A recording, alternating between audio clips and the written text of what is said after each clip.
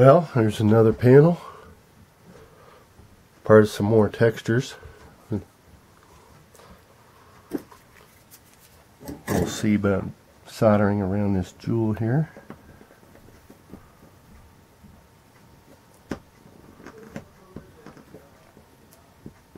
Sometimes, well, more than often, I won't stay in a particular area forever. Sometimes I'll just kind of bounce around. If I'm going slow, I don't want the heat to concentrate.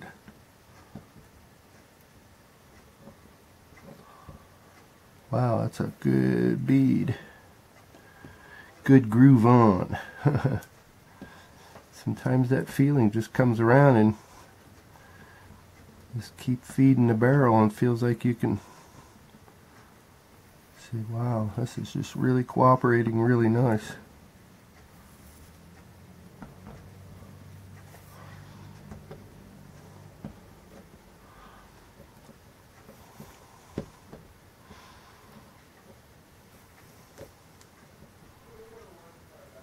Use different parts of your tip. I do. I'm using a maroon and white inland iron. I like inland stuff, but I heard they may be out of business, or close to it. I like this iron with the smaller tip. It's a 3/16 inch tip.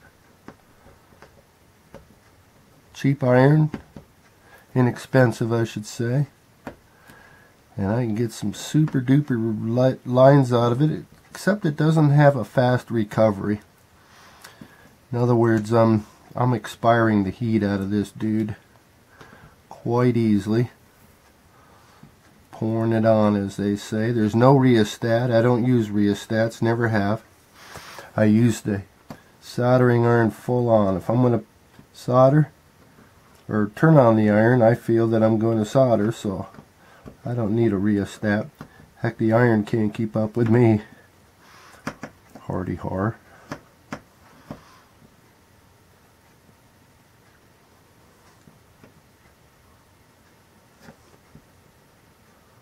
It's putting a lot of pressure on the iron, in all honesty.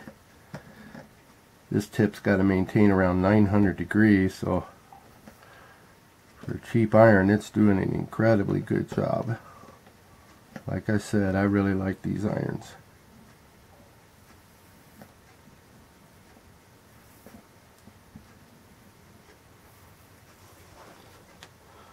One of my favorite subjects is abstract, which is what this panel is about. Love abstract windows. And so I have an abstract of different textures. Soldering figure C to a bevel.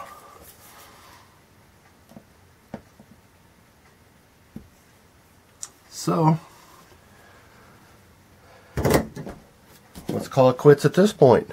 Hey, thanks for watching. This is Steve, Dichroic Glassman.